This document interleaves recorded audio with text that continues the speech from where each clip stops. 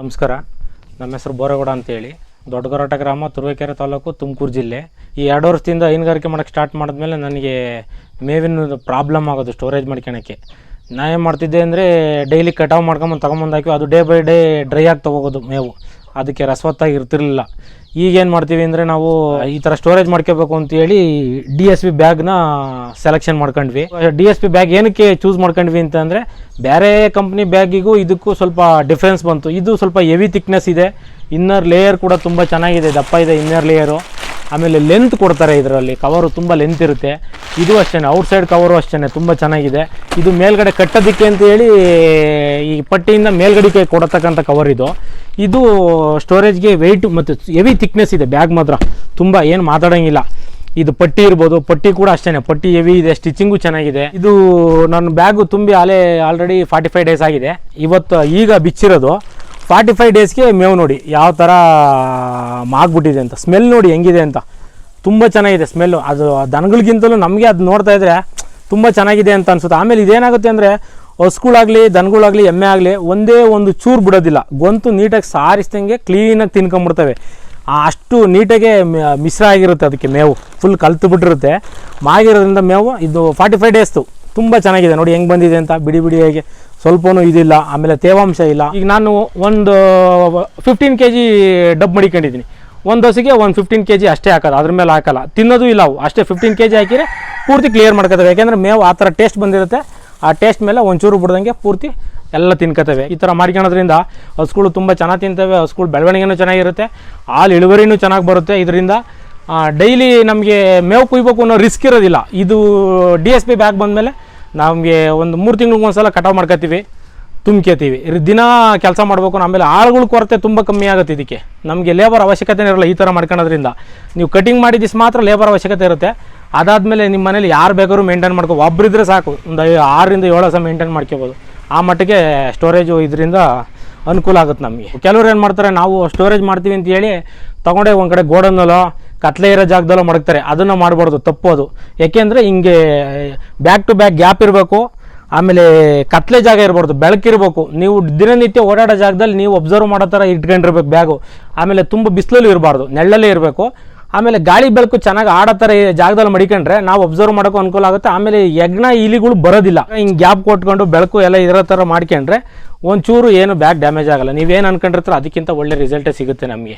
ನಾವು ಇದನ್ನು ಹಗ್ಗ ಕಟ್ಕೋತೀವಿ, ಕಟ್ಕೊಂಡು ಒಂದು ಅರ್ಧ ಅಡಿ ಗ್ಯಾಪ್ ಕೊಟ್ಕೊಂಡು ಅರ್ಧ ಅಡಿ ಮ್ಯಾಲಿರುತ್ತೆ ಕವರು, ಹ್ಯಾಂಗಿಂಗ್ ಟೈಪಲ್ಲಿ ಇಕ್ಕೊಂಡಿರ್ತೀವಿ. ಇದನ್ನೇನು ಮಾಡ್ತೀವಿ, ಒಂದೊಂದು ಅಡಿ ಲೇಯರ್ಗೆ ನಾವು ಅದು ಖನಿಜ ಮಿಶ್ರಣ ಏನಿರುತ್ತೆ ಅದನ್ನು ಮಿಕ್ಸ್ ಮಾಡ್ಕೊಂಡು ತುಂಬ್ಕೊಂಬರ್ತೀವಿ. ತುಂಬ್ಕೊಂಬಂದ್ಮೇಲೆ ಏನು ಮಾಡಬೇಕು ಅಂದರೆ ಈ ಲೆವೆಲ್ಗೆ ಅಷ್ಟೇ ತುಂಬಕ್ಕಾಗೋದು, ಅದ್ರ ಮೇಲೆ ತುಂಬಕ್ಕಾಗಲ್ಲ. ಯಾಕೆಂದರೆ ಇದನ್ನು ಕಟ್ಟಬೇಕಲ್ಲ, ನಮಗೆ ಕಟ್ಟೋವಷ್ಟಕ್ಕೆ ಮಾತ್ರನೇ ತುಂಬಕ್ಕಾಗೋದು. ಇದನ್ನು ಫಸ್ಟು ಒಳಗಡೆ ಇನ್ನರ್ ಲೇಯರ್ ಒಂದು ಕ್ಲೀನಾಗಿ ಏರ್ ಪಾಸ್ ಆಗಬಾರ್ದು, ಒಂದು ಸ್ವಲ್ಪನೂ ಏರ್ ಪಾಸ್ ಆಗಬಾರ್ದು.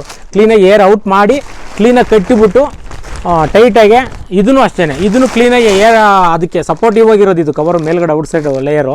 ಇದನ್ನು ಟೈಟಾಗಿ ಕಟ್ಟಿಬಿಟ್ಟು ನೀವು ಅದ್ರ ಮೇಲ್ಗಡೆ ಒಂದು ಏನಾದರೂ ವೆಯ್ಟ್ ಇಕ್ಕಿದ್ರೆ ಮಿನಿಮಮ್ ಒಂದು 35-40 kg ವೆಯ್ಟ್ ಇಕ್ಕಿದ್ರೆ ಅದರಲ್ಲಿ ಇರೋ ಏರ್ ಏನಾದ್ರು ಸ್ವಲ್ಪ ಇರುತ್ತಲ್ಲ, ಆ ಏರು ಉದ್ಕೊಂಡು ಉಬ್ಬು ಬಂದಾಗ ಕಿತ್ಕೊಂಡು ಹೋಗುತ್ತೆ, ಬಿಚ್ಕೊಂಡ್ಬಿಡುತ್ತೆ ದಾರ. ಅದಕ್ಕೇನು ಮಾಡಬೇಕು ಅಂದರೆ ನೀವು ಗಂಟಾಕಿರೋ ಜಾಗದಲ್ಲಿ ಒಂದು 40 kg ವೆಯ್ಟ್ ಇಟ್ಟರೆ ನಿಮಗೆ ಒಂಚೂರು ಏನೂ ಆಗೋದಿಲ್ಲ. ಆಮೇಲೆ ಏನಾಗುತ್ತೆ ಅಂದರೆ ಇದನ್ನ ಮಿನಿಮಮ್ 45 ಡೇಸ್ ಇಡಲೇಬೇಕು. 45 ಡೇಸ್ ಇಟ್ಟರೆ ಮೇವು ತುಂಬ ಮಾಗಿರುತ್ತೆ, ತುಂಬ ಟೇಸ್ಟಿ ಬರುತ್ತೆ, ದನಗಳಿಗೆ ತುಂಬ ತಿನ್ನಲಿಕ್ಕೆ ಭಾಳ ಅನುಕೂಲ ಆಗುತ್ತೆ. ಒಂದು ಚೂರು ಬಿಡ್ದಿರೋ ಥರ ತಿನ್ಕೋತೇವೆ ಮಿನಿಮಮ್. ಅದು ಇವು ಏನಾಗುತ್ತೆ ಅಂದರೆ ಇದನ್ನು ಕಟ್ಟಿದ ಮೇಲೆ ಮಧ್ಯದಲ್ಲಿ ಯಾವತ್ತೂ ಬಿಚ್ಚಕ್ಕೆ ಹೋಗಬಾರ್ದು. ನೀವು ಯಾವತ್ತ ಯೂಸ್ ಮಾಡೋಕ್ಕೆ ಬಿಚ್ತೀರೋ ಅವತ್ತಿಂದ ಅದನ್ನು ಕೊನೆ ಕ್ಲೋಸ್ ಆಗೋ ತನಕನೂ ಅದೇ ಬ್ಯಾಗ್ನ ಯೂಸ್ ಮಾಡಬೇಕು. ಅದನ್ನೇ ಬಿಚ್ಚಿ ಖಾಲಿ ಮಾಡಬೇಕು. ಬೇರೆ ಬ್ಯಾಗ್ ಬಿಚ್ಚೋದು ಕಟ್ಟೋದು ಎಲ್ಲ ಮಾಡೋಕ್ಕೆ ಹೋಗ್ಬಾರ್ದು, ಯಾಕೆಂದರೆ ಮೇವು ಹಾಳಾಗ್ಬಿಡುತ್ತೆ. ಅದಕ್ಕೆ 45 ಡೇಸ್ ಇತ್ತು ಅಂದರೆ ಮೇವು ತುಂಬ ಚೆನ್ನಾಗಿರುತ್ತೆ. ಅವತ್ತಿಂದ ಅದು ಖಾಲಿ ಆಗತ್ತಾಗ ಆ ಬ್ಯಾಗ್ನ ಯೂಸ್ ಮಾಡಬೇಕು. ಬ್ಯಾಗು ಕವರ್ ತುಂಬ ಚೆನ್ನಾಗಿರುತ್ತೆ, ನೀವು ಅದನ್ನು ಮೇಂಟೈನ್ ಮಾಡಬೇಕು ಅಷ್ಟೇ. ಹ್ಯಾಂಡಲು ಅಷ್ಟೇ, ಇದನ್ನ ಮೇಲ್ಗಡೆ 4 ಮೂಲಿಗೆ ಎಳೆದು ಕಟ್ಕೊತಿರಲ್ವಾ, ಇದು ಹ್ಯಾಂಡ್ಲು ಕೂಡ ಏನು ಒಂಚೂರು ಶೇಕ್ ಆಗೋದಿಲ್ಲ, ತುಂಬ ಚೆನ್ನಾಗಿರುತ್ತೆ. ಬ್ಯಾಗು ಮಾತ್ರ DSP ಬ್ಯಾಗಲ್ಲಿ ಮಾಡಿಸಿದ ಬ್ಯಾಗು, ಬೇರೆ ಬ್ಯಾಗ್ಗಳಿಗೂ ಇದಕ್ಕೂ ವ್ಯತ್ಯಾಸ ಕೊಡೋಕ್ಕಾಗೋದಿಲ್ಲ. ಯಾಕೆಂದರೆ ಇದು ಆ ಥರ ಥಿಕ್ನೆಸ್ ಇದೆ, ತುಂಬ ಚೆನ್ನಾಗಿ ಬರುತ್ತೆ ಬ್ಯಾಗ್ ಇದು. ಇದರಲ್ಲಿ ಏನಿದೆ ಅಂತಂದರೆ ಇದನ್ನು 4 ಅಂಗಲ್ಗಳಿಗೆ ಕರೆಕ್ಟಾಗಿ ಲೆವೆಲಲ್ಲಿ ಕಟ್ಕೊಂಡು ಟೈಟಾಗಿ ಕೆಳಗಡೆ ಒಂದು 4 ಇಂಚು ಕವರ್ಗೂ ನೆಲಕ್ಕೂ ಗ್ಯಾಪ್ ಕೊಟ್ಬಿಟ್ರೆ ಅದರೊಳಗಡೆ ಒಬ್ಬರನ್ನ ಇಳಿಸಿ ಒಂದೊಂದು ಅಡಿ ಒಂದೊಂದು ಲೇಯರು ಮೇವು ಹಾಕೊಂತೀವಿ.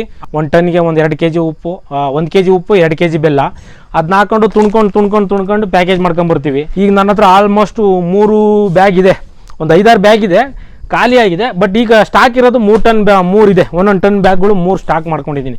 ಇದು ಒಂದು ಕಮ್ಮಿ ಅಂದ್ರೂ 15ರಿಂದ 20 ದಿವಸ ಮೇಂಟೈನ್ ಮಾಡ್ತೀನಿ. ಒಂದು 3 ಹಸು, 2 ಪಡ್ಡೆ, 1 ಎಮ್ಮೆ ಇದೆ ನನ್ನ ಹತ್ರ ಈಗ ಪ್ರೆಸೆಂಟ್ಲಿ. ನಮಗೆ DSP ಬ್ಯಾಗ್ ಸಿಕ್ಕಿರೋದ್ರಿಂದ, ಥಿಕ್ನೆಸ್ ಇರೋದ್ರಿಂದ ಭಾಳ ಅನುಕೂಲ ಆಯ್ತು ನಮಗೆ.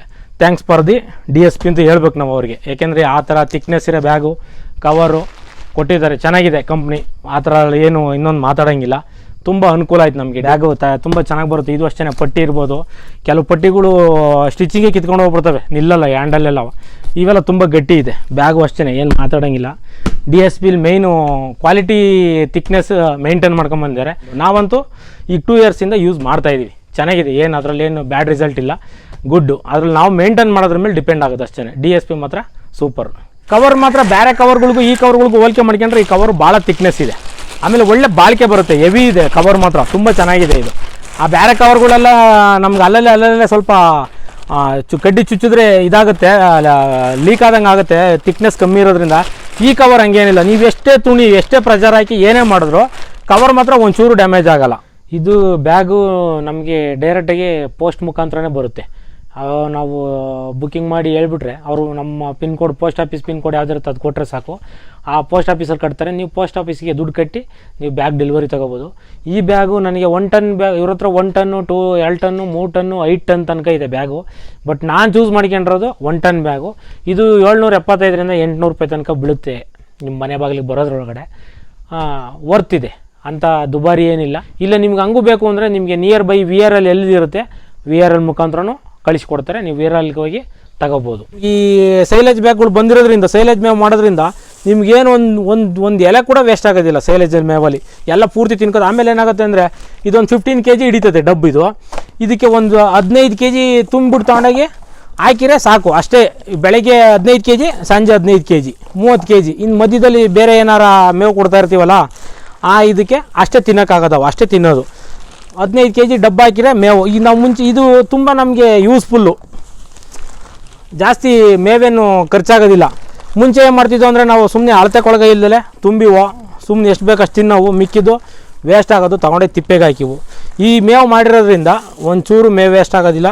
ಆಮೇಲೆ ಖಾಲಿ ಆದ್ಮೇಲೆ ಏನು ಮಾಡಬೇಕು ಈ ಕವರ ಅಂದರೆ, ಇದನ್ನ ತೊಳೆಯೋ ಅವಶ್ಯಕತೆ ಏನು ಇರೋದಿಲ್ಲ. ಇದನ್ನ ಡ್ರೈ ಆಗಿರುತ್ತೆ ಕವರು. ಕ್ಲೀನಾಗಿ ಕೊಡಿಬಿಟ್ಟು ಮಡಿಚ್ಬಿಟ್ಟು ಫೋಲ್ಡ್ ಮಾಡಿ ಕ್ಲೀನಾಗಿ ಮಡಿಕೊಂಡ್ರೆ ನಮ್ಗಿನ್ನ ಬಾಳಿಕೆ ಬರುತ್ತೆ. ಯಾಕೆಂದ್ರೆ ಇದನ್ನ ಕೆಲವರು ತೊಳಿಬೇಕು ಏನೋ ಅಂತ ಹೇಳಿ ಕನ್ಫ್ಯೂಸ್ ಮಾಡ್ಕೊತಾರೆ. ಅದ್ರ ಅವಶ್ಯಕತೆ ಇಲ್ಲ, ನೆಸೆಸಿಟಿ ಇಲ್ಲ ತೊಳಿಬೇಕು ಅನ್ನೋದು.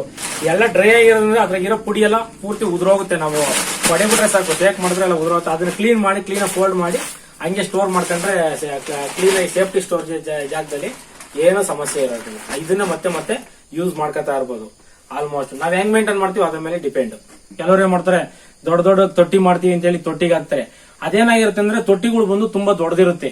ಇವ್ರು ಓಪನ್ ಮಾಡಿದಾಗ ಏನಾಗುತ್ತೆ, ಅದನ್ನ ಪೂರ್ತಿ ಖಾಲಿ ಮಾಡ್ಬೇಕಲ್ಲ, ತುಂಬಾ ದಿವಸ ಟೈಮ್ ತಗೊಳುತ್ತೆ, ಮೇವು ಹಾಳಾಗುತ್ತೆ ತೊಟ್ಟಿನಲ್ಲಿ.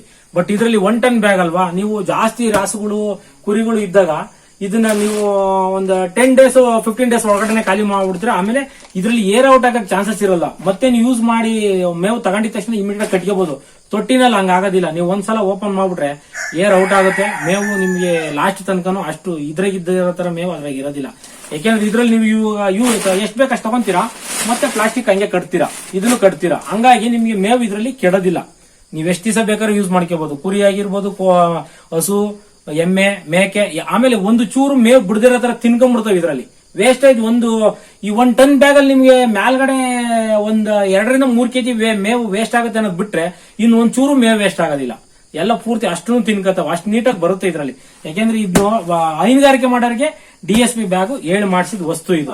ಅದರಲ್ಲೂ ಕುರಿ ಮೇಕೆ ಸಾಕೋರ್ಗಂತೂ ಈ ತರ ಸೈಲೇಜ್ ಬ್ಯಾಗ್ಗಳು ಯೂಸ್ ಮಾಡ್ಕೊಂಡ್ಬಿಟ್ರೆ ಬಹಳ ಅನುಕೂಲ. ನೀವು ಮೇವು ಸ್ಟೋರೇಜ್ ಮಾಡ್ಕೊಳಕಾಗಲಿ, ಇನ್ನೊಂದು ಆಗಿರುತ್ತೆ, ಮೇವು ರಸವತ್ತಾಗಿರುತ್ತೆ. ಇದು ಸೂಪರ್ ಇದು ಬ್ಯಾಗು.